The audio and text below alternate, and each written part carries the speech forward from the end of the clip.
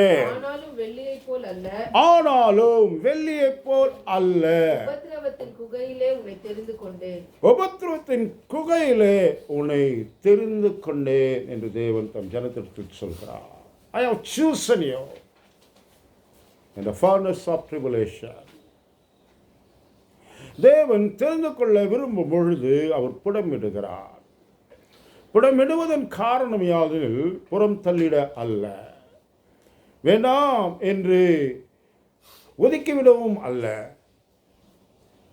நம்முடைய வாழ்வை இன்னும் மெருகேற்றிட, இன்னும் நாம் மேன்மைப்பற்ற, இன்னும் நாம் வெளியேற பெற்றவர்களாய் மாறிட புடமிடுதல் மிகவும் அவசியம் என்பதை நாம் அறிந்திருக்கிறோம். தேவ பிள்ளைகளே, பொன்னும் வெள்ளியும் புடமிடப்படும் என்பதை நாம் அறிந்திருக்கிறோம். இதனால தேவன் ஏன் புடமிடுகிறார்? Why God wants us to test us? அவர் நம்மை தேவ பிள்ளைகளாக்கினார். அவர் புடமிடுகிறவர் என்பதனால், அவர் புடமிடுதல் எனக்கு பயன் என்பதை உணர்ந்திருக்கிறதுனால் என்னை புடமிடும்படி விட்டுக் கொடுப்பேன் என்று சொல்கிறார். சாத்தான் சுலைக்கினால் உன்னை புடமிடும்படி கேட்டால், சாத்தான் புடமிடுவது மனிதனுடைய வாழ்வை வீணடிக்க விடுமா என்று, வாய்ப்பு கிடைக்குமா என்று அவன் தேடுகிறான். ஆனால் ஆண்டவருடைய புடமிடுதல் எப்படி இருக்கும் என்பதை நாம் அநேக முறை படித்திருக்கிறோம். தேவ பிள்ளைகளை, ஒரு 3-4 காரியங்கள் எதற்காக, எதை அவர் புடமிடுவார்? முதலாவது, எதற்காக அவர் புடமிடுகிறார்? Why God wants us to test us? Why God wants to refine us? சகரியாவின் புத்தகம் 13ஆம் அதிகாரம் 9ஆம் வாக்கியத்தில் நீங்கள் விதமாக வாசிக்கிறீர்கள். வாசிப்போமாக. சகரியாவின் புத்தகம் 13ஆம் அதிகாரம் 9ஆம் வாக்கியம். தேவஜனம், சீயோன் குமாரத்தியே, மிகவும் களிக்கூறு, மிகவும் களிக்கூறு. 12 வாசிக்கிறீங்க, 13. வெள்ளியை உருக்கிறது போல் நான் உருக்கி அவர்களை புடமிடுவேன். எதற்கென்றால் தொழுது கொள்வதற்கு. போது கொஞ்சம் இருங்க. அவர்கள் என் நாமத்தை தொழுது கொள்ள. 3 காரியங்கள் அங்கே தேவன் சொல்கிறார்.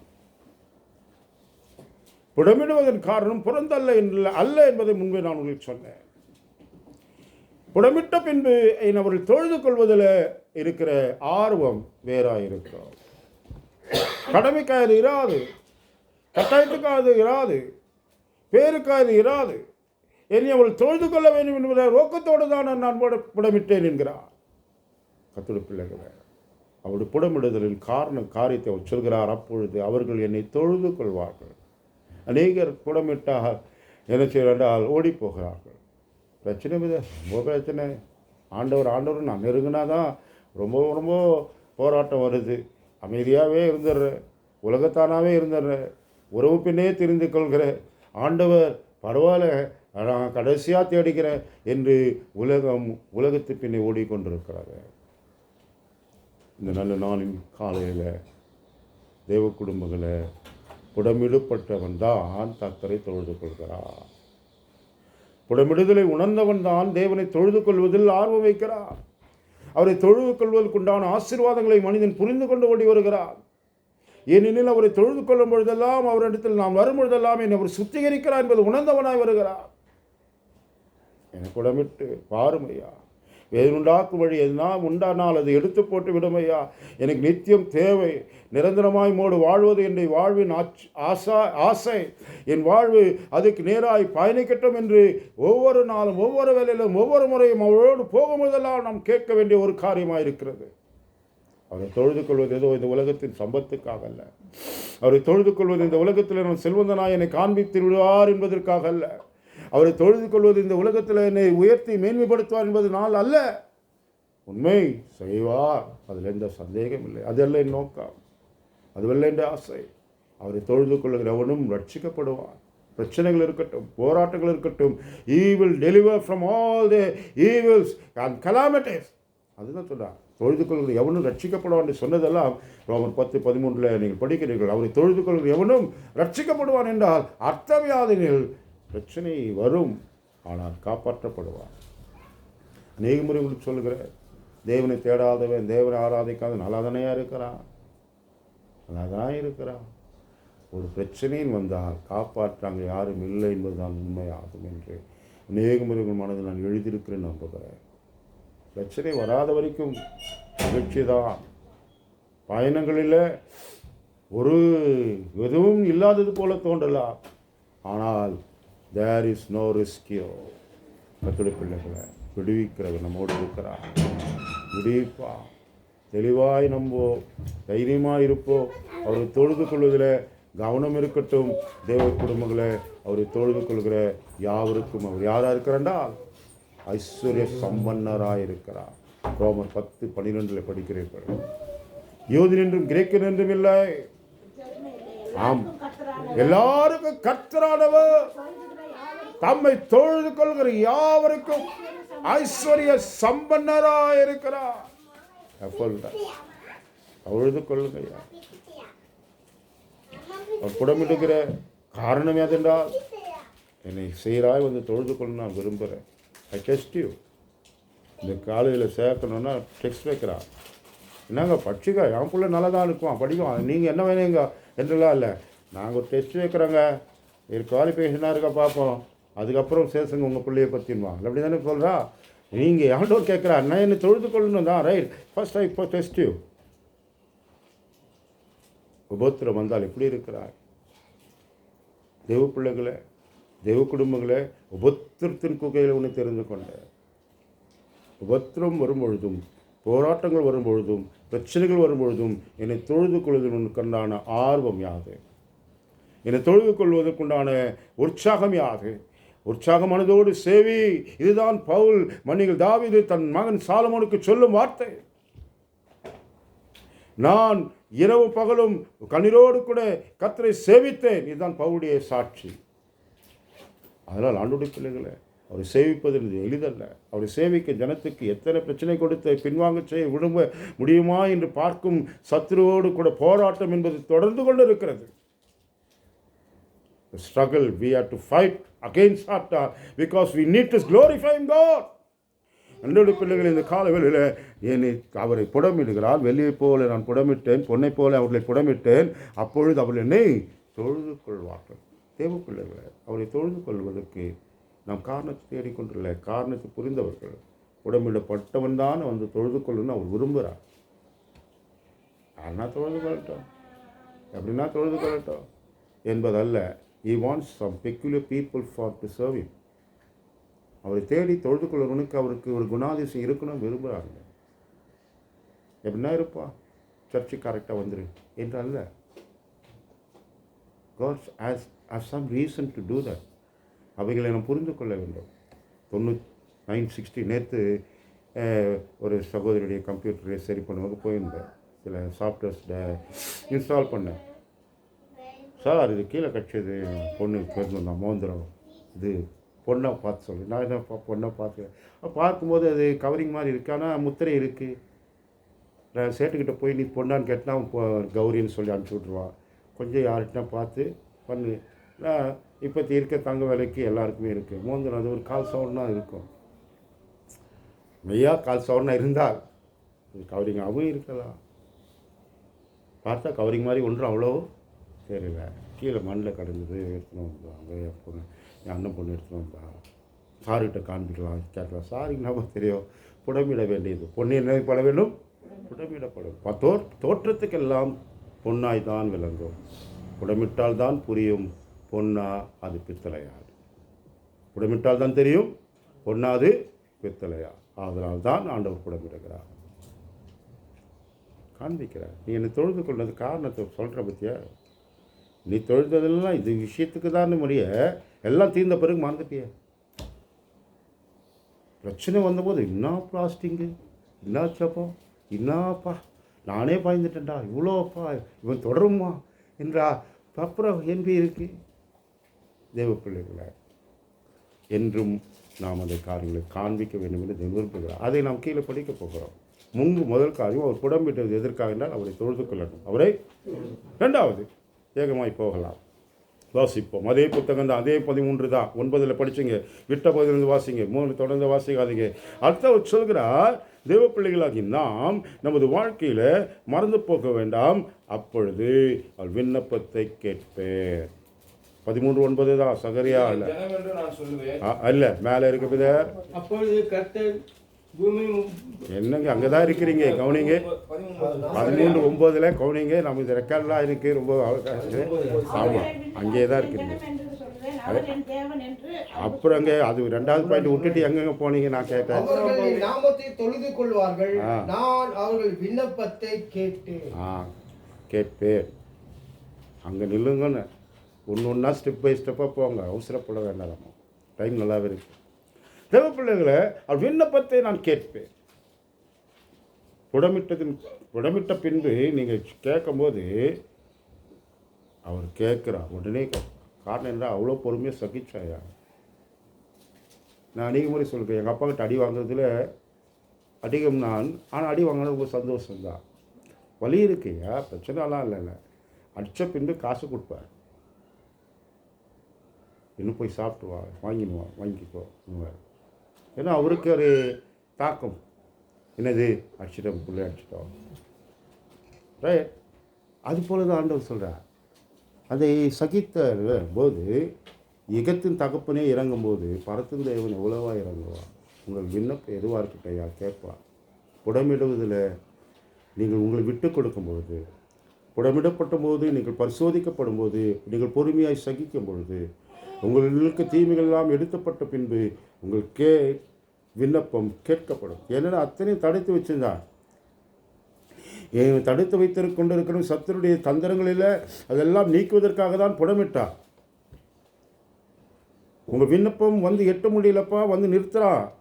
அப்படி இருக்கிறான் பார், இப்படி மாற மாட்டான், இன்னும் அப்படி செய்யலை, அவன் பேருக்கு தான் பண்ணுறான், நீ என்ன பண்ணுவீங்க, நீங்கள் செய்ய போகிறீங்களா என்று அவன் வந்து குறுக்கள் நின்றான் பாருங்க. அத்தனையும் நான் நீ மாற்றி போட்டு விட்டேன், உன்னை பிடமிட்டதினால், நீ பொன்னாய் மாறி போனதினால் ஒரு வாக்கியம், என்னை தொழுது கொள்வது மாத்திரமல்ல, உன் விண்ணப்பத்தை நான் கேட்பதற்கான வாய்ப்பும் எனக்கு உண்டா. Advance I will sign that. எல்லாம் செக் பண்ணிட்டோங்க, ஃபைன் கரெக்டாக தான் இருக்குது, எந்த தடையும் இல்லை, சாங்ஷன் பண்ணுங்கன்றாங்க. அது மாதிரி தாங்க, God wants to sanction your prayer, supplication. We need to go in refining. தேவன் புடமிடுவார். இது தரணும். அதெல்லாம் நான் கேட்குறேன், நம்முடைய விண்ணப்பங்கள் எல்லாத்தையும் தருவதில்லை. என் விண்ணப்பம்லாம் கேட்டு இருந்தாருன்னா எனக்கோ கலரிக்கு போயிட்டுருப்பேன். ஏன்னா நான் கேட்டதெல்லாம் அதிகம் என்ன தான் எடுத்துக்காண்டவர் நீ எடுத்துக்கன்னா இங்கே எடுத்துருக்க மாட்டேன்.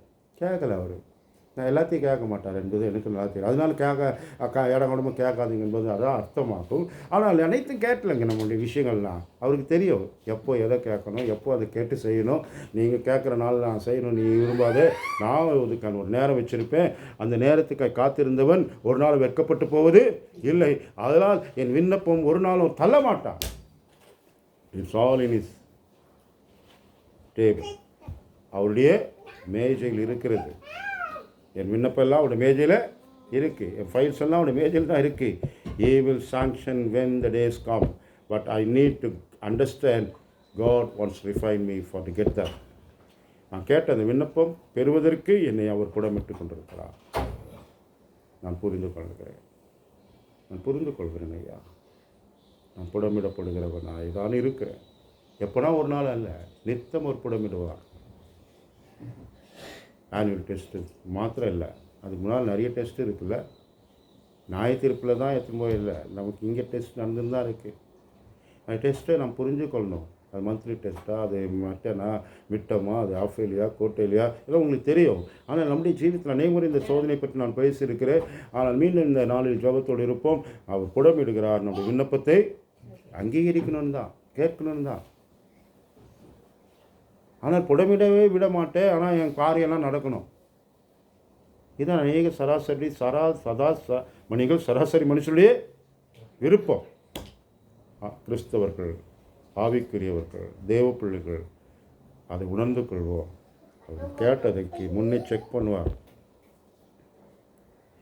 தேவ பிள்ளைங்களே, யோசேப்பை உயர்த்திட்டா அவன் பெருமை வந்து என்னை விட்டு தூரம் போயிடுவானா செக் பண்ணி பார்க்குறாரு. ஒரு சின்ன வீட்டுக்கு அதிபதியாக வச்சார். வீட்டுக்கு அதிபதியை வச்சபோது அவன் நிலை கரெக்டாக தான் இருக்குது. பாவத்துக்கு ஒதுங்கினது மாத்திரம் இல்லை, அங்கே இருக்கிற எல்லாரையும் வேலை வாங்குறதுல பார்த்து தான் யோசேப்பு கையில் கொடுத்துட்டான். எல்லாத்தையுமே செக் பண்ணுறான். அப்புறம் சாவி முதல்ல எல்லாத்தையும் கொடுத்துட்டான். அப்படி தானே படிக்கீங்க? பார்த்து எல்லா காரியம் வாய்க்குது. அநேக முறை உங்களுக்கு சொல்லியிருக்கிறேன். எத்தனையோ மேனேஜரை வச்சேன்டா, அவனுக்கு வேலை வாங்க தெரியாமல் அவனுக்கும் எனக்கும் பெரிய பிரச்சனை. நான் அநேக முறை சொல்லியிருக்கேன், மேனேஜரை போய் நீங்கள் கசந்துக்காதீங்க, அவங்க இன்சார்ஜ் தாங்க, எங்கள் ஓனர்லாம் நல்ல வரோங்க, எங்கள் ஓனர்லாம் தங்கம் அவரு நம்ம கூட உட்காந்து சாப்பிடுவாருங்க. ரைட்டு தான், ஓனர் கரெக்டு தான். ஓனர் ஒரு நாள் உங்களுக்கு எதிரியை காண்பிக்கவே மாட்டான். மேனேஜர்கிட்ட உனக்கு 40,000 50,000 சம்பளம் தரேன், எதுக்கு, என்னென்ன பண்ணிக்கிற, என்ன வேலை வாங்குறான், அவனை என்னத்த பண்ணுறான், அவன் ஒழுங்காக வேலை வாங்க தெரியாது என்று அவனை தான் திட்டுவான். நம்மக்கிட்ட தொழிலாளிகிட்ட வந்து நல்லா காண்பிப்பான். அவன் நம்மள அந்த கோபத்தை நம்மகிட்ட காமிப்பான். ஏன்னா அவனுக்கு பொறுப்பு வந்து அதுக்கு தான் உனக்கு நான் வச்சுருக்கிறேன். மேனேஜர்ன்ற பொறுப்பை உனக்கு கொடுத்தது அதுக்கு தான். நான் வந்து தொழிலாளிகிட்ட கேட்க மாட்டேன் வேலை செய்கிறியா இல்லையான்ட்டுலாம். நான் வந்து தொழிலாளிக்கு நண்பன். ஆனால் நமக்கு வந்து மேனேஜர் தான் எதிரி மாதிரி இருப்பாங்க. இல்லை, அவன் பொறுப்பை தாங்க, அவனை எதையும் கசக்காதீங்க. அவனுக்கு ப்ரொஷர் அதுதான். ஏன்னா கத்திரி பிள்ளை தெரியுதுல, இதுதான் இப்போ மேனேஜர் ஆக்கியிருக்கிறான் யோசிப்பேன். எல்லா வேலையும் கரெக்டாக நடத்துக்குது. இது வரைக்கும் அவன் வேலை செய்யாதவன் கரெக்டாக வேலை செய்கிறான், கரெக்ட் டைமுக்கு வரான், கரெக்ட் டைம் முடிக்கிறான், கரெக்ட் டைம் போகுது.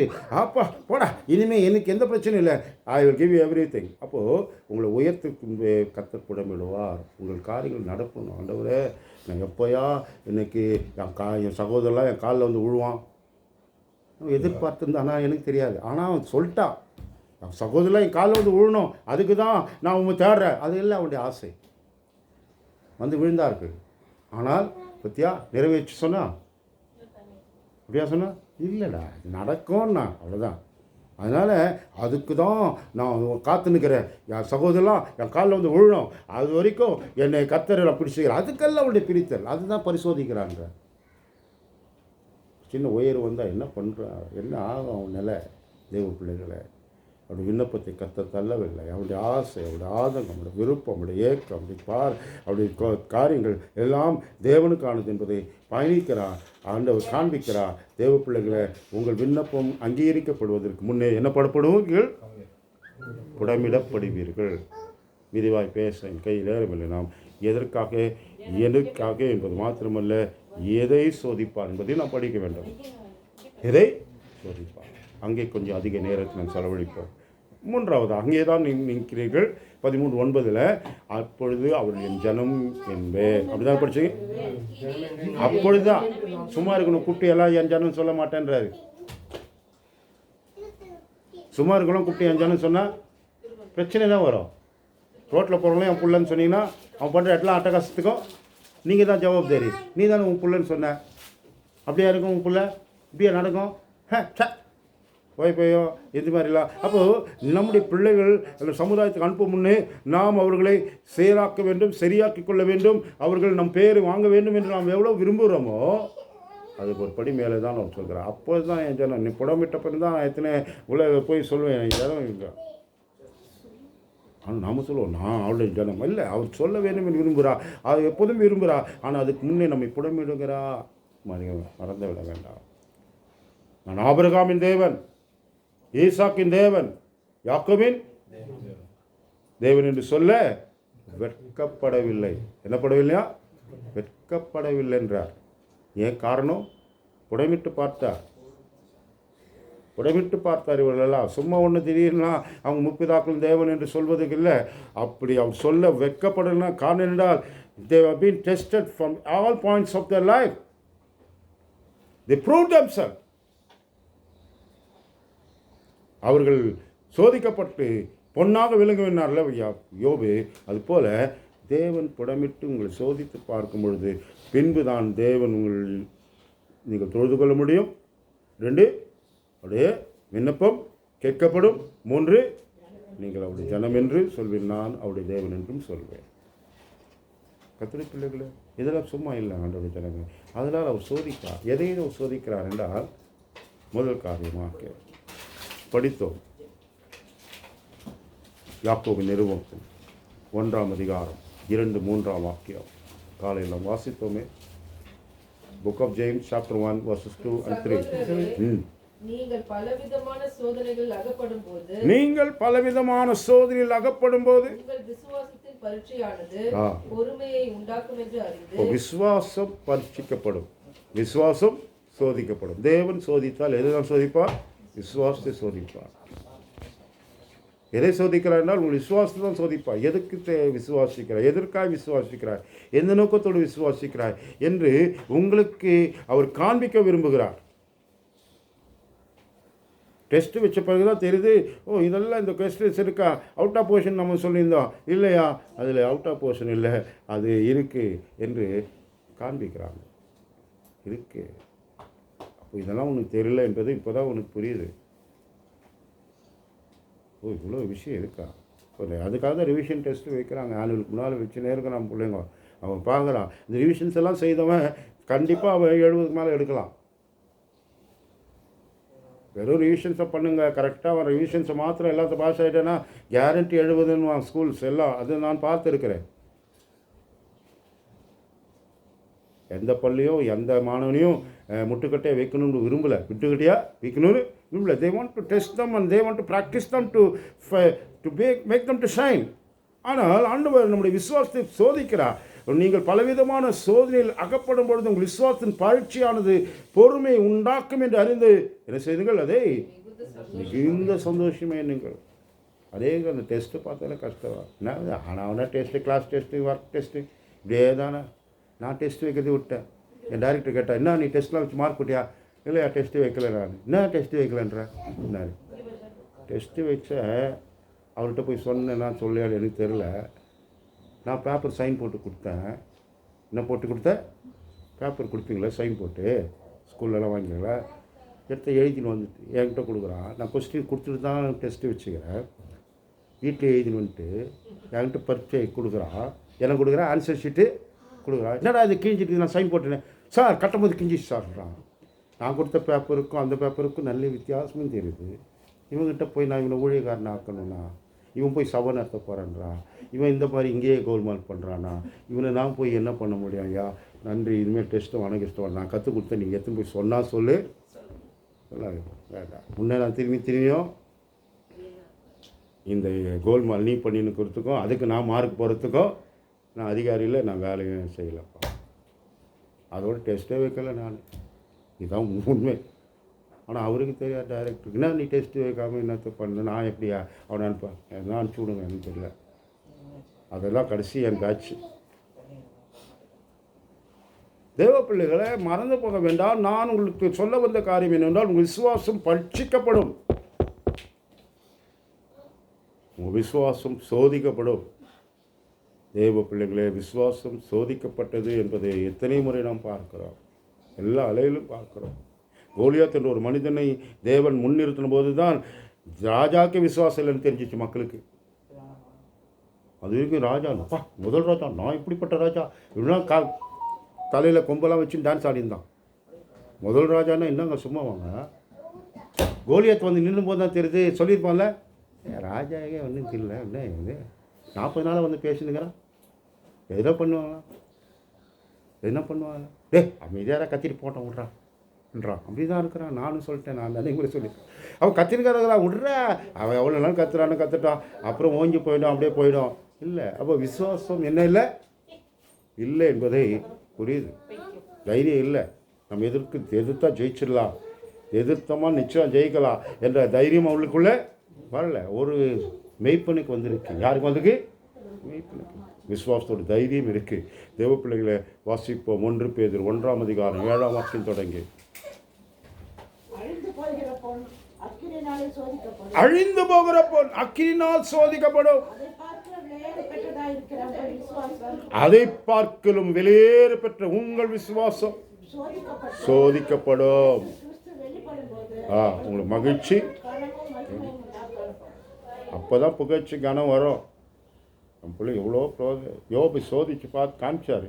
விசுவாசிக்கிறான். எதை விசுவாசம்? எனக்கு மீட்பர் உயிராக இருக்கிறாரையா, அவர் என்னை கொன்று போட்டால் கூட அவர் தான் எனக்கு நம்பிக்கை. அவர் மேலே நான் வச்ச நம்பிக்கை ஏதோ என் யுகத்தில் இருக்க பொருளுக்காக அல்ல. எனக்கு செல்வம் கொடுத்தாரு, அந்தஸ்து கொடுத்தாரு, பதவி கொடுத்தார், உயர்வு கொடுத்தார், மேன்மை கொடுத்தார். அதனால் நான் இந்த பூமியில் ஊஸ் தேசத்தில் ஒரு செல்வந்தனாக இருக்கிறேன். அதனால தான் அவரை சேவிக்கிறேன் என்று உலகம் சொல்லி கொண்டிருக்கிறது. அதுவல்ல, அவர் மேல் நான் வைத்தது விசுவாசம். தேவ பிள்ளைகளே, ஆபிரகாம் விசுவாசத்தின் தகப்பன் என்று அழைக்கப்பட்டது காரணம், he was tested. அழைப்பு, அவன் உண்மையாக இருந்தான். தான் போகும் இடம் என்னதென்பதை அறிதாதிருந்தும் என்ன செய்தால் புறப்பட்டு போனான். தயங்கி போல, எங்கே போகிறோம் தெரியாது. ஆனால் புறப்பட்டு போனான். லோத்தும் பார்க்குறா, இவன் எங்கேயோ போய் நிற்கிறாரேயா. சோதோமு காட்டிலும் எப்படிப்பட்ட ஒரு செழுமை இடத்தை காட்டிலும் இதுக்கு மேலே ஒரு இடம் இருக்குன்னா அது எங்களுக்கு தெரியல. I just want to stay back down here. Lord has chosen. That's the thing. இவனும் விசுவாசத்து போகிறான், பயணித்து கொண்டே இருக்கிறான். கர்த்தருடைய பிள்ளைகளை, உங்கள் விசுவாசம் சோதிக்கப்படும். அப்போது இயேசு கிறிஸ்து வெளிப்படும் பொழுது உங்கள் புகழ்ச்சி, கனம், மகிமை உண்டாகது காணப்படும். அல்லாமல் உங்களை உதவாத கரைகள் என்று சொல்லிட அல்ல தேவோடைய புடமிடுதல் என்று. உங்கள் உதவா கரைகள் இவர்கள் வேண்டாம், இனிமேல் இல்லை தரேன். எங்கள் அம்மா கண்ணீர் விடுறாங்க. அப்போ அவங்க கடைசி பொண்ணுக்கு அந்த ஸ்கூல் கரஸ்பாண்ட்டை, பரீட்சைக்கு அனுப்புப்பா, பெயிலானா நான் பார்த்துக்கிறேன், பரீட்சைக்கு அனுப்புவா போமா, 100% எங்களுக்கு ரிசல்ட் வரணுன்றான். என்ன சதவீதம் வேணும்னா, உன் பொண்ணு ஃபெயில் ஆகிடும், அனுப்ப மாட்டேன்றான். அந்த பேட்சில் 3 பேர் ஃபெயில் ஆகிடுச்சு. இப்போ எங்கள் அம்மா சொல்ல 3 பேர் ஃபெயில் ஆகிட்டாயா, என் பொண்ணையும் விட்டான் இந்த பையன். அப்படியே 100% வாங்க போகிறேன் நான். வாங்கியிருந்தேன், ஏன்னா இவங்களும் டீச்சர் தானாங்க, இவங்களுக்கு தெரியும். 100 வாங்குறேன், இன்னும் வாங்கலையே. அப்போ அந்த பொண்ணுங்களெல்லாம் வந்து புருஷங்களாம் ஃபெயில் ஆச்சுல, அனுப்புடா. நான் அனுப்புகிறேன். தேவ பிள்ளைகள்லாம் அவங்களுக்கு சொல்ல வந்த விஷயம் அது உடம்பிடப்பட. அவங்க சொல்லுவாங்க காலேஜ் டிஸ்குவாலிஃபை இதெல்லாம் ஆகுது, நாங்கள் டெஸ்ட் வச்சோம், பாஸ் பண்ணல, அதனால் அனுப்பிச்சாலும் எங்களுக்குன்னா ஃபெயில் ஆகிடும், அதனால் நாங்கள் இல்லை. அப்போ இத்தனை பேர் செக் பண்ணி அத்தனை பேரில் எப்படி ஃபெயில் ஆச்சது தான் உலகம் கேட்கும் இல்லை? அப்படி தானே கேட்கணும், நம்ம கேட்குறோம்ல. அப்போது நான் ஆண்டவர் சொல்கிறா, God not test to disqualify you. God never test to disqualify you. உங்களை புடமிட்டது தள்ளுவதுக்கல்ல, உங்களை மெருகேற்றுவதற்காக தான் இருக்கும். இன்னும் உங்களை மேன்மைப்படுத்த, புகழ்ச்சி உண்டாக்க, கனம் உண்டாக்க, மகிமை உண்டாக காணப்படும். அதனால தான் சொன்னால், உங்கள் விசுவாசத்தின் பலனாகியே ஆத்ம ரட்சிப்பை அடைகிறீர்கள்னா.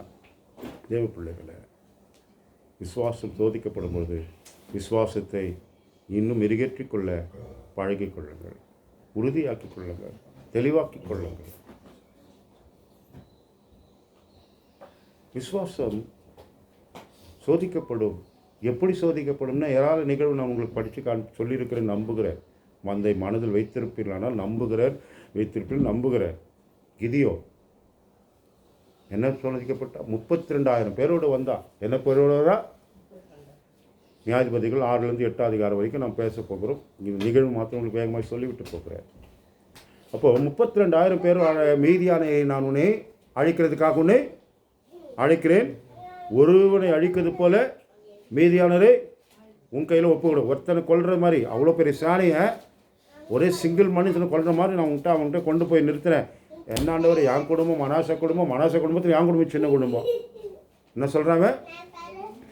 இவருக்கு நான் மனசு என்ன யாருன்னு தெரியாத மாதிரியும், இவங்க எங்கே இருக்கிறாங்க நம்ம ஆட்கள் தான் தெரியாது, SR படிவம் பொச்சாதான் தெரியுன்றான். ஆனால் ஆதார்லேயே நான் எங்கே இருக்கேன்னு தெரியுமா எனக்கு? அதெல்லாம் எங்களுக்கு தெரியாதுங்களா? நீ எங்கே பிறந்த எங்கே தெரில, SR கொடுத்தினா தான் நாங்கள் கரெக்டாக செக் பண்ணிக்குவோம். செக் பண்ணிட்டு செத்து விட்டான்ட்டான். பிலிஸ் உயிராக இருக்கான்டா, செத்துட்டா போயான்ட்டான். இன்னும் நல்ல வேலை இருக்கிற கர்த்தருக்கு ஸ்தோத்திரம். இது மாதிரி நிறைய பேர் சொல்லிட்டு இருக்கான். நிறைய பேரை சொல்லுங்க, SR படிவம் கொடுத்தா தான் உனக்கு தெரியுன்றா. எப்போ ஆண்டவர் சொல்கிற 32,000 பேரில் உன்னை கொண்டு போனா, சரி ஆண்டவர் நான் வந்துடுறேன், எல்லாம் வாங்கடா யுத்தத்துக்கு போகலான்னா 32,000 பேர் வந்துடுச்சு. ஆனால் ஜனம் ஜாஸ்தியாக அதிகமாக மணிகள் அதிகமாக இருக்கிறது. ஒரே ஒரு அறிவிப்பு சொல்லுனா, ஒரே ஒரு என்ன அறிவிப்பு? பயப்படுகிறவன் திரும்பி போக கடவுள். பயப்படுகிறவன் அவ்வளோதான். துண்டை காணும் துணியை காணும் ஓடிச்சு பாருங்க. 22,000 இந்த அறிவிப்பு தானே காத்திருந்தோம். பரவாயில்ல, வீட்டுக்கு போகலாம். வீட்டுக்கு போகலான்னு ஏன்னா வீட்டுக்கு போகலான்னு சொல்லனா அப்படி இல்லைன்னா நமக்கு வர வேண்டிய சலுகை தரையாக மாட்டான். அப்போது இவன் 2000ன்றான், அவன் 2500ன்றான். எவனுக்கு நான் போடுறதுன்னு புரியல. எவனுக்காவது போட்டோமோ பிரச்சனையும் வாங்கி போகுது. இவன் இது எதுக்கு எனக்கு ஓட்டு போகிறான்னு தெரியல. இவங்க அறிவிப்பு கொடுத்துனே இருக்கலாம், அவன் அறிவிப்பு கொடுக்குறான். இன்னும் அறிவிப்பு வருமா, என்ன அறிவிப்பு வருமானு மக்கள் காத்துன்னு இருக்குது. ஒருத்தவன் வீட்டுக்கு தரேன்றான், ஒருத்தன் பைக்கு தரேன்றான், என்ன சொல்கிறான்றான். இப்போது எதையோ தராங்க. செய்வார்லன்னா செய்ததும் கிடையாது, செய்ய போகிறது இல்லை, எனக்கு தெரியாது. ஆனால் நான் எதுவும் பேச வரல, ஆனால் ஒன்றும் பேச வருகிறேன். இந்த 22,000 இந்த அறிவிப்புக்காக காத்திருந்துச்சு, ஓடிச்சு. அடுத்தது 10,000 இருக்குது. 10,000த்தில் என்ன சொல்கிறார் ஆண்டவர்? ஏன்னா அதிகம்ப்பா, வேண்டாம்ப்பா, வேண்டாம் கிதியோன், எடுத்துன்னு போ. விசுவாசமும் கொஞ்சம் பதட்டமான விசுவாசம் இவனுக்கு இருக்கிறதெல்லாம் குறைச்சின்னுக்கிறாரு. எப்படி இருக்கும்? 300 பேர் போதுன்றாரு. விசுவாசம் சோதிக்கப்படும் போது உங்கள் கையில் இருக்கிற சாதகமான நபர்கள்லாம் குறைஞ்சினே இருப்பான். அவர் கூட இருந்தால் முடிச்சிடலாம், இவர் கூட இருந்தால் முடிச்சிடலாம், அவர் வந்தால் கூட முடிச்சிடலாம், எல்லாம் குறைஞ்சினே இருக்குது. அதுதான் சொல்கிறார். உங்களுக்கு சப்போர்ட்டாக இருக்கிறன்னு நினைச்சிங்கள அவங்க எல்லாம் முதல்ல எதிராக இருப்பாங்க, இல்லை தூரமாக இருப்பாங்க, இல்லைன்னா வரவும் மாட்டாங்க என்றால் அப்போதான் நீங்கள் என்னவா இருக்கீங்க என்றால் உங்கள் விசுவாசம் சோதிக்கப்படும். 300 வந்து நிறுத்திட்டார். இப்போ நீ விசுவாசிக்கிறியாங்க? எனக்கு நம்பிக்கை இல்லையா.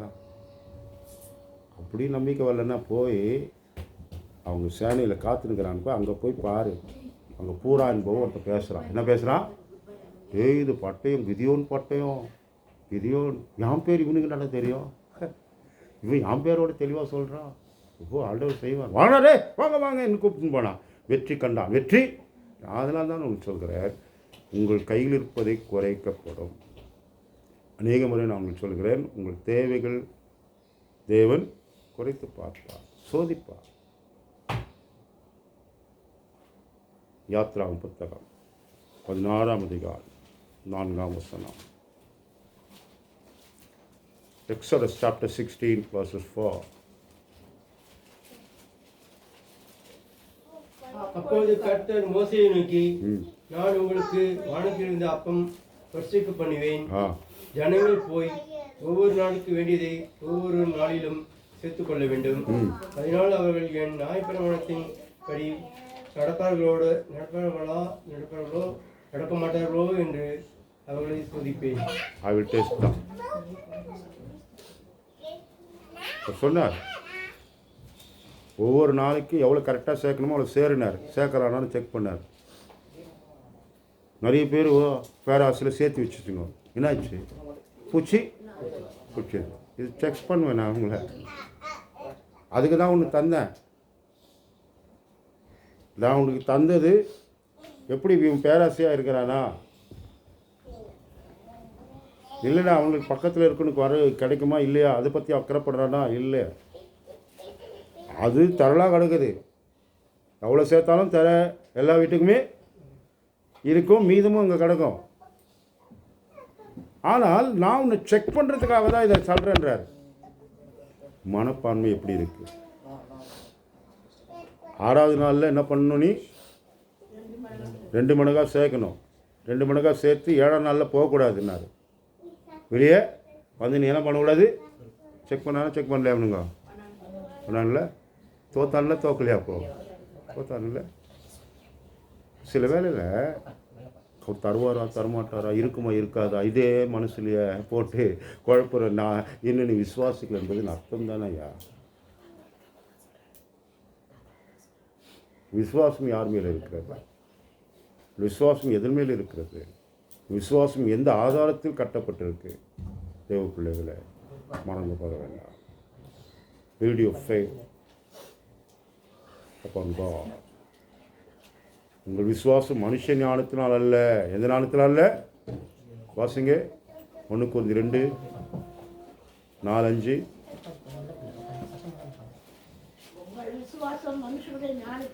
உங்களுடைய விசுவாசம் மனுஷனுடைய ஞானத்தினால் அல்ல, தேவ பலத்தில் இருக்கணும். அதுதான் கேட்கிறார். என் பேச்சும் என் பிரசங்கமும் நயவசனிப்புக்குரியதாயிராமல்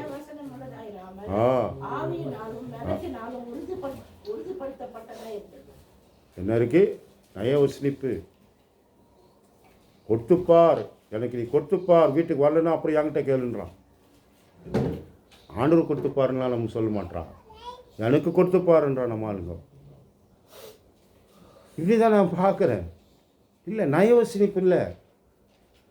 என் பேச்சும் என் பிரசங்கமும் நயவசனிப்பதற்குரியதாக இராமல் ஆவினாலும் பலத்தினாலும் உறுதிப்பட்டது என்றார். இப்போ விசுவாசம் தேவ பலத்தில் நிற்கணும், மனுஷன் ஞானத்தில் நிற்கக்கூடாது.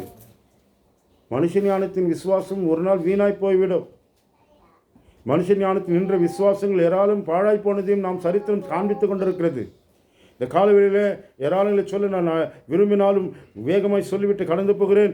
தேவ பிள்ளைகளாகி நாம் காலையில் கவனிப்போம். நான் உன்னை புடமிட்டேன், வெள்ளியை போல் அல்ல, உபத்திரத்து கொகையில் உன்னை தெரிந்து கொண்டேன். அப்போ உங்கள் உபத்திரத்தில் தேவன் எதை சோதிப்பார்? விசுவாசத்தை சோதிப்பார்.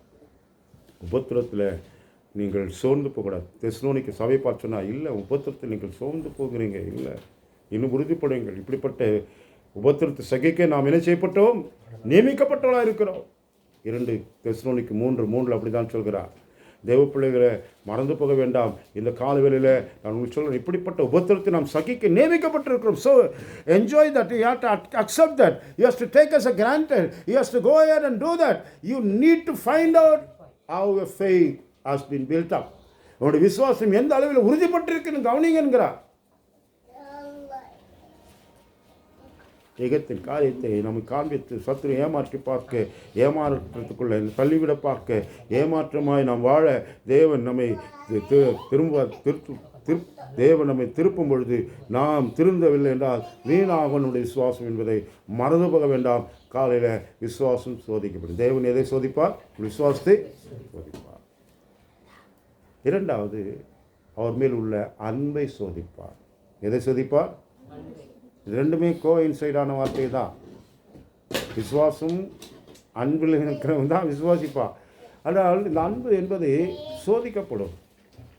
எதற்காக, எந்த அளவில் நாம் அன்பு கூறுகிறோம்? ஆதியாகமம் 22:1 நமக்கு நன்றாய் தெரியும். ஆபிரகாமை நோக்கி கர்த்தர் சொல்கிறார், உன் ஏகசுதன், அப்புறம் நேசபுத்திரன். வாசிங்க கரெக்டாக அந்த வார்த்தையெல்லாம். 1 இந்த காரியங்கள் நடந்த பின்பு தேவன் ஆபிரகாமை சோதித்தார். எப்படி? அவர் அவனை நோக்கி ஆபிரகாமே என்றார். அவன் இதோ அடியேன். அப்போது அவர் உன் புத்திரன் உன் ஏகசுதன் உன் நேசகுமாரன் உன் புத்திரன், அப்புறம் ஏகசுதன் நேசபுத்திரன். இதெல்லாம் பேர் வச்சு கூப்பிட்டேன். செல்லக்குட்டி, தம்பையா, குட்டியா, இப்படிலாம் கூப்பிட்டிய. அத்தனை தான்ப்பா நான் கூப்பிட்றேன். நீ என்ன பண்ணுன்னா மோரியம்மா இல்லை தகன பண்ணி என் மேலே அன்பு வச்சுக்கிறேன்றிய. புள்ள மேலே அன்பா, என் மேலே அன்பா? நாங்கள் எப்படி அவங்க அன்பா சோதிப்பார்? அவருடைய அன்பு பரிசோதிக்கப்பட்டது. என் பிள்ளை காட்டு நீ தாங்கயா என் அன்பு. என் அன்பு என்று நான் சோதிக்கப்படும் போது ஐ புட் மை காட் என்னிலும் அன்பு கூர்ந்தார். அப்படி தான் சொல்கிறார்ல, எனக்கு நீ பாத்திரன் அல்ல. அப்போ அவருடைய அன்பு அவர் மேல் வைத்த அன்பை அவர் சோதிக்கணுமா? நான் சோதித்து காண்பிக்கிறார். யாருக்கு தெரியும் நம்ம என் அன்பு எவ்வளோ ஆழன்ட்டு? ஆனால் எனக்கு தான் தெரியாது. நம்ம அன்பு கூறல என்பதை புரிய வைக்கிறதுக்கு இந்த பிரச்சனை வந்தால் தான் தெரியுது. ஆமாம், நம்ம இன்னும் பெருசாக அன்பு இன்னும், ஆனால் நம்ம இல்லையே, அழுதுன்னு தானே போய் செய்தோம். அழுதுன்னு போய் செய்திருந்தா அவருடைய அன்பு இல்லை, அப்படி தானே? ஆபிரகாம் செய்தா, ஆனால் அழுதுனே போய் செய்திருந்தானா அன்பு இல்லை. மகிழ்ச்சியாக தான் போனான், மனநிலையோடு தான் போனான். காரணம் என்னடால், என் அன்பின் தேவன் எனக்கு எந்த விரோதமும் செய்ய மாட்டார் ஐயா.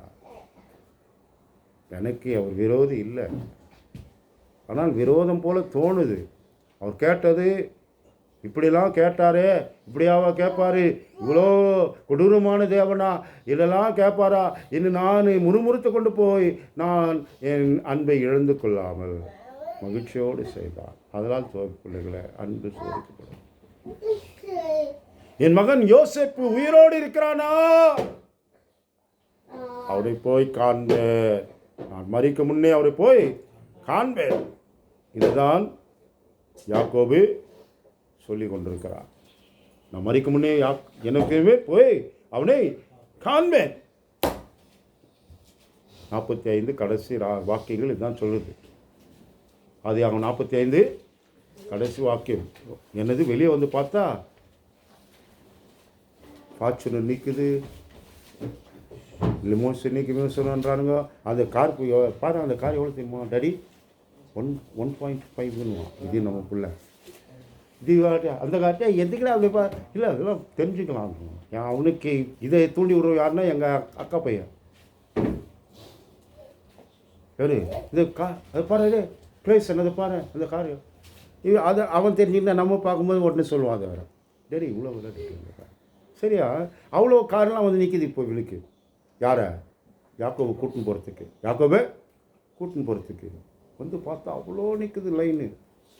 வெறும் வண்டிக்கு தான் எல்லாமே. என்னது வண்டிக்கு தான். எகிப்துலேருந்து அனைத்து விஷயம். அதை பார்த்த உடனே ரொம்ப மகிழ்ச்சி. உடனே வண்டி ஏறிட்டானா? நான் ஏறலை.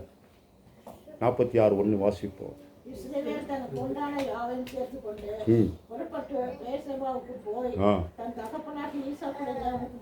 பலியிட்டார். எகிப்துக்கு போகலங்க அவன். நீங்கள் நானும் இருந்தால் என்ன பண்ணியிருப்போன்னு நேராக பயணம் டக்குன்னு எகிப்தான். வண்டி வந்துச்சு, அன்பு வந்துட்டார். அவ்வளோதான். நேராக ஏற வேண்டியதான், நேராக போக வேண்டியதானா. வண்டி வந்து இல்லையா நான் ப்ரேயர் போகணுன்றான். யார் போகணுன்றா? இவன் ப்ரேயர் பண்ணிட்டு போய் நன்றி சொல்லிட்டு நான் போகிறேன் என்றால் நன்றி சொல்கிறதுக்கு அவன் போனான் பாருங்கள். எகிப்துக்கு போனான்ல, நேரம் ஆண்டவர்கிட்ட தான் போகிறான். எகிப்துக்கு போகணுமா வேணாம் நீங்கள் சொல்லணுன்றான். எகிப்துக்கு போகணுமா வேண்டாவா?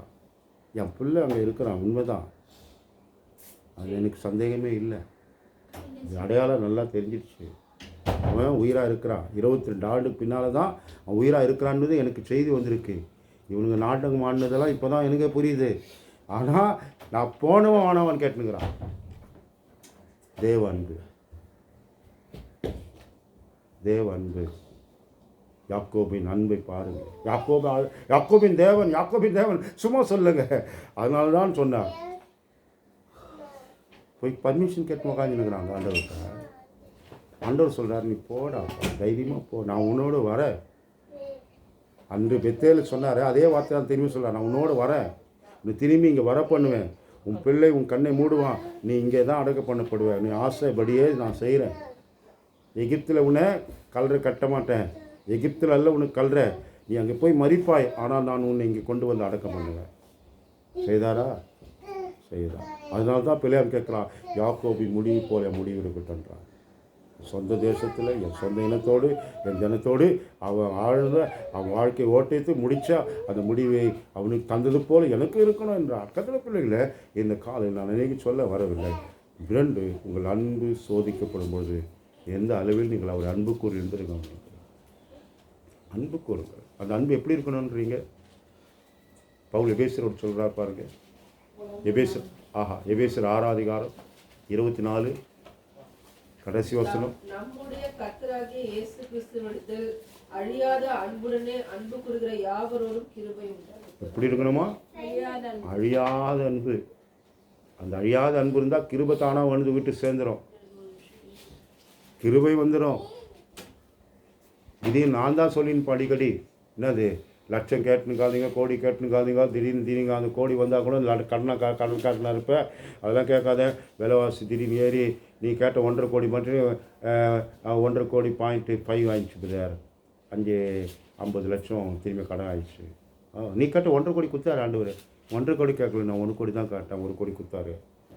அப்புறம் 50 லட்சம் வேஸ்ட் ஆகிடுச்சு கடன். ஏன் அதனால நான் கேட்டேன், கிருபை கேளுங்க, கரெக்டாக ஃபிக்ஸ் ஆகிடும் எல்லாமே. என்ன கேளுங்க? கிருபை கேளுங்க. நீ கணக்கு போட்டுலாம் கேட்காது. நான் கணக்கு திடீர்னு நம்ம நம்மளே வந்து சத்து நிறுத்துறான். இவ்வளோ வந்துச்சுன்னா அது சால்வ் ஆகிடும், இது வந்துச்சுன்னா சால்வ் ஆகிடும்னு சொன்னேன். நீ சொல்கிறதே உனக்குதே வேணும் வச்சுக்க ஃபிலிக்ஸு, ஒழுங்காக கேளு, கிருபை கேளு திரும்பினார். என்ன கேளு? கிருபை கேளு. நீ தான்டா சொல்லி கொடுத்த, நீ எதனா சொல்லி பட்ஜெட் போட்டு நிற்கிற, இதெல்லாம் பட்ஜெட்லாம் கேட்கக்கூடாது. கிருபை கிருபை இருந்தால் முடியட்டும், கிருபை இல்லை என்றால் இருக்கட்டும். கிருபை இருப்பது என்பதை உலகம் பார்க்கட்டும். கிருபையாய் கர்த்தர் காரியம் செய்யட்டும். கர்த்தர் கிருபையாய் காரியம் செய்யட்டும். It's not challenge to God. We have to understand the grace of God. தேவனை பரிசோதிக்கல. தேவன் நாம் போய் என்ன நம்மளை இழுத்துட்டு தேவனை பரிசோதிக்கிற அந்த நிலையில் தேவ அன்பை நிலைத்து கொள்ளுங்கள்ன்றார். நான் சொல்லுவது புரியுதா இல்லைன்னு எனக்கு புரியல. ஏன்னா எது சோதிக்கப்படும்? விசுவாசம் சோதிக்கப்படும், உங்கள் அன்பு சோதிக்கப்படும். ஏராளங்களை சொல்ல நேரமில்லை. கடைசியாக நான் சொல்லி முடிக்கிறேன். தேவ பிள்ளைகளை நமக்கு தெரியும். சங்கீதக்காரன் சொல்கிறான் பாருங்கள், 7ஆம் சங்கீதம் 9ஆம் வசனம்.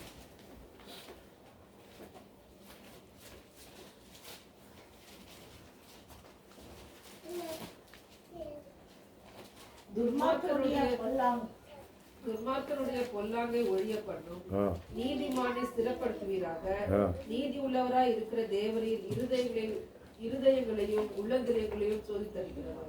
ஆமாம், அவர் சோதிக்கிறது இந்த இருதயம். இந்த இருதயத்தில் தான் இந்த விசுவாசம் இருக்குது, இருதயத்தில் தான் இந்த அன்பு இருக்குது. அதை புடமிட்டு பார்க்குறவர், அவர் புடமிட்டு காண்பிக்கிறவர். இப்படி இந்த இருதயம் புடமிடப்படுதுன்றார். அப்போ தேவ பிள்ளைகளாக்கி நாம் நம்முடைய வாழ்வில் கவனிக்க வேண்டிய ஒரு காரியம். அது வேண்டாம், எதில் மூலையில் இருக்கக்கூடாது. டோட்டலாக க்ளீன் பண்ணணும்.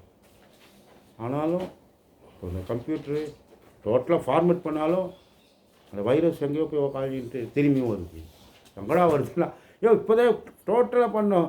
டோட்டலாக பண்ணேன் தான் நீ போட்டு அந்த திரும்பி இன்ஸ்டால் பண்ணவங்க அங்கே உட்காந்துன்னு அது திரும்பி வருது. இது அனுப்புகிறதுக்குன்னே ஒரு கம்பெனி உட்காந்துன்னு இருக்குது. அதுக்கு தான் அவங்க வேலையே, அதுதான் அவங்க சம்பளமே. அவனா இன்டர்நெட் ஆன் பண்ண உடனே வைரஸ் அனுப்பணும், அது அவனுடைய வேலை. அப்போ தான் என் வைரஸ் கம்பெனி என்ன ஆகும், வியாபாரமாகும். அதுக்கு தான் ஆன்டி வைரஸ் நாங்கள் கம்பெனியை எடுத்து தயாரித்து வச்சுக்கிறோம். அப்படி தான் மெடிக்கலும்.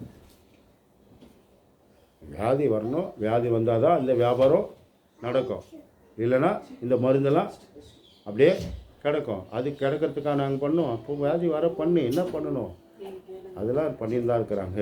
சாப்பிடுங்க. நான் இப்போ சொல்லுறது என்னடா, நம்ம இருதயங்களை சோதிக்கிறாங்க. 17ஆம் அதிகாரம் எரேமியா புத்தகத்தில் 10ஆம் வாக்கியத்தில் எரேமியா திட்டமாய் சொல்கிறார், தேவ பிள்ளைகளை மறந்து போக வேண்டாம். கர்த்தராகிய நான் ஒவ்வொருவனுக்கும் அவனவன் வழிகளுக்கு தக்கதாக செய்கையின் பலனுக்கும் தக்க கொடுக்கும்படிக்கு இருதயத்தை ஆராயும் புள்ளிதங்களை சோதித்தருகிறமாய் இருக்கிறது. கரெக்டாக பலன் தரணும் தான் விரும்புகிறேன், தீமை இல்லை, நன்மை தான். அதுக்காக தான் செய்யணும். நான் பார்க்குறேன் அவன் மனதில் எவ்வளோ இருக்கோ அவ்வளோ நான் தரணும். பொதுவாக சொல்லுவாங்க, யானுக்கு 1 கண் போனாலும் 2 கண்.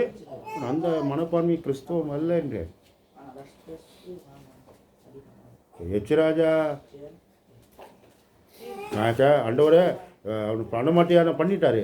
ஆனால் ஐயோ பாவம் இன்னும் மனசு தோணுது பண்ணிட்டாரு. அவர் பண்ணிட்டாரு, நான் குதிக்கூடாது. அவர் இருக்கிறார் என்பதை காமிச்சு தான் இருக்கிறாரு. ஆண்டவரை இப்படிலாம் பண்ண மாட்டீங்களா, அப்படிலாம் பண்ண மாட்டீங்களா, இல்லை ஆண்டவரை ஒவ்வொருக்கும் ஒவ்வொரு வேலை வைத்திருக்கிறார். அந்த நாளில் அவருடைய எல்லா காரியங்களையும் கொண்டு நிறுத்துவார். அது எந்த சந்தேகமே இல்லை. ஏனென்றால் அவர் தான் ஆளுகை செய்கிறார். அவருக்கு எதிராக நீங்கள் எத்தனை பேசுகிறையோ அத்தனைக்கு பதில் கொடுக்கணும். நீ என் கையில் வாழ்க்கை இருக்குது, என் கையில் அதிகாரம் இருக்குது, என் கையில் இருக்குன்னா விளையாட்டு இல்லை. நமக்கு காண்பிச்சுட்டு போய்க்கிறாரு. 75 நாள் ஒரு அம்மா கடந்தாங்க. எனக்கு தெரியல யார் அந்த அம்மாலாம் காமிச்சிருவார். அவனவனுக்கு பலன் தந்து அனுப்பாமல் எல்லாம் விடமாட்டார். என் தேவன் நீதியின் தேவன். இந்த காலையில் நாம் வாசித்தோம். அவர் நிதானமாய் செய்கிறவர். 98ஆம் சங்கீதத்தில் படித்தால் இன்னைக்கு கடைசி வாக்கியத்தில் அவர் வருகிறார். நியாயத்திற்கே நீதியோடும் நியாயத்தோடும் அவர் செய்வார். அவர் செய்கிறது நீங்கள் கரெக்டாக இருக்கும். செக் பண்ணாமலாம் செய்ய மாட்டார். சோதம் அழிப்பதுக்கு முன்னால் கூட 2 பேரும் அனுப்பிச்சு தான் பண்ணார். அப்படி தானுங்க? கரெக்டாக அவங்க சொல்கிறான், எல்லாம் கேட்குறான், ஜெபம் பண்ணுறானுங்க. ஆண்டவரே இப்படி இருக்கு, ஐயா இப்படி இருக்குது. அங்கே யாருமே கிடையாது. ஆனால் அவன் பாவம் அங்கே போய் எட்டிச்சு. அழிவன்ட்டு எவனும் ஜெபம் பண்ணல. ஆனால் அவனுடைய பாவம் குறை கூக்குறலே பரலோகத்திலே போய் சேர்ந்துடுச்சு. நற்கிரியை சேரும், பாவம் செய்கிறதையும் அதனால் இஷ்டத்துக்கு பாவம் செய்கிறவன்னு என் தண்டனையே இல்லைல்ல, அங்கே எட்டுச்சுன்னா பதில் கண்டிப்பாக வரும். அதான் எப்ஸ்டீன் வந்திருக்குது. இப்போ என்ன எப்ஸ்டீனும் நமக்கு தெரியல. எனக்கு நேற்று ஒரு டெத்துக்கு கூட்டின்னு போனான் கிளம்பிட்டு வயலாம் சொல்லின்னு போகிறான். எனக்கு தெரியலடா, அது என்னடா இல்லைடா உனக்கு தெரியல, உடனே அடிச்சு பாடுனா. அடிச்சு பார்க்கறதுல எனக்கு தேவையில்லாத வேலை. நேற்று தான் டிவியில் போட்டான் திடீர்னு. அது அவன் சொன்ன அந்த வார்த்தையெல்லாம் நேற்று நான் டிவியில் பார்த்துருக்கேன். அப்போது என்ன சொல்கிறேன்டா, அது கிண்டி கலர்னா எத்தனை தலைவன் மாட்டுவான், எத்தனை தலைவன் மாட்டு போகிறான்னு நமக்கு தெரியல. அதெல்லாம் நான் இப்போ அங்கெல்லாம் போகலை. என் செய்தி அது ஒரு காரியமும் இல்லை. பாவம் எட்டிச்சுன்னா தண்டனை கொடுக்க எங்களுக்கு யாரும் கிடையாது. நாங்கள் தான் அதிபதி, நாங்கள் தான் அதிபர். என்னாலும் அதுக்கு கொண்டு வருவார். அதுதான் ஆண்டவர். சரி, கவனிப்போம். அதனால் இந்த இரவில் நீங்கள் சார் இந்த காலவெளியில் உங்கள் மனதில் எழுதி கொள்ளுங்கள். தேவன் உங்கள் விசுவாசத்தை சோதிப்பார், அன்பை சோதிப்பார், உயிரத்தை சோதிப்பார். இந்த மூணையும் உங்கள் நிலையை காண்பித்து நிலைப்பாட்டு நீங்கள் சரி பண்ணிக்கணும் தான், அல்லாமல் உங்களுக்கு தள்ளுறதுக்கு இல்லை. ஒருவேளை உங்களுக்கு விசுவாசம் குறைவாக இருந்துச்சா சீராக்கி கொள்ளுங்கள். ஒருவேளை உங்களோட அன்பு குறைவாக இருந்துச்சா சீராக்கி. உங்கள் இருதயம் இன்னும் நிலைவரப்படலையா, உங்கள் இருதயம் இன்னும் இரண்டு நினைவாக இருக்கா, திரும்பிடுங்க. உங்கள் இருதயத்தை அவர் பக்கமாய் சாய்த்துங்க. அவர் இல்லாமல் அவரை சேவிக்க இருதயம். 2 வசனம் சொல்லி நான் முடிக்க போகிறேன். யாத்திரம் 5:29. யாத்திராம் புத்தகம் 5ஆம் அதிகாரம் 29ஆம் வசனம்.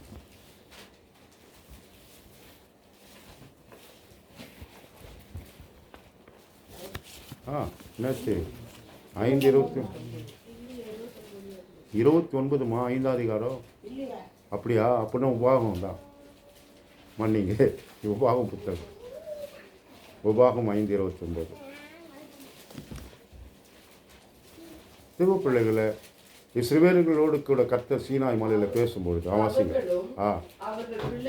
அவர்களும் அவர் பிள்ளைகளும் என்றென்றைக்கும் நன்றாக இருக்கும்படிக்கு அவர்கள் என்னாலும் எனக்கு பயந்து கற்பனைகளை எல்லாம் கைக்கொள்வதற்கு ஏற்ற இருதயம் அவருக்கு இருந்தால் நலமாயிருக்கும். அதுதான் வேணுன்றார். என் கற்பனை கைக்கொள்ளும் இறுதியம் இருந்தால் நல்லா இருக்கும்ப்பா. வேறு நான் பெரிய இறுதியெல்லாம் கேட்கல. ரைட்டு லெஃப்ட்டு மாறாமல் நான் சொல்கிறது அப்படியே செய்கிற இறுதியம். ரைட்டும் வேணாம், லெஃப்ட்டும் வேண்டாம். நான் சொன்னால் அப்படியே செய்யணும். அது கேள்வி கேட்குற அளவில் இருக்கக்கூடாது. நல்லது தான் சொல்லுவார். கேள்வி கேட்க வேண்டாம். கேள்வி கேட்க வேண்டிய அவசியம் இல்லை. அவர் சொல்கிறாருன்னா அர்த்தம் இல்லாமல் சொல்ல மாட்டார். சொல்கிறாருன்னா சொல்கிறதே அப்படியே செய்யும் ஒரு இருதயம். அந்த இருதயத்தை தான் அவர் உண்டாக்கணும் விரும்புகிறார். அவங்களில் நம்மிலும் அதை தான் உண்டாக்க விரும்புகிறார். அதனால்தான் நான் இப்படி கடிதம் எழுதின பவுல் 2:2:9 நான் படிக்கிறத நான் சொன்னேன். 2 வசனம் 2:2:9 சொல்கிறார். நான் இப்படி எழுதின காரணம் என்னவென்றால், நீங்கள் அதை கீழ்ப்படுவீங்களோ இல்லையோ என்பதை உங்களை சோதிக்கணும். வாசித்து முடிப்போம். 2 Corinthians chapter 2 எல்லாவற்றிலும்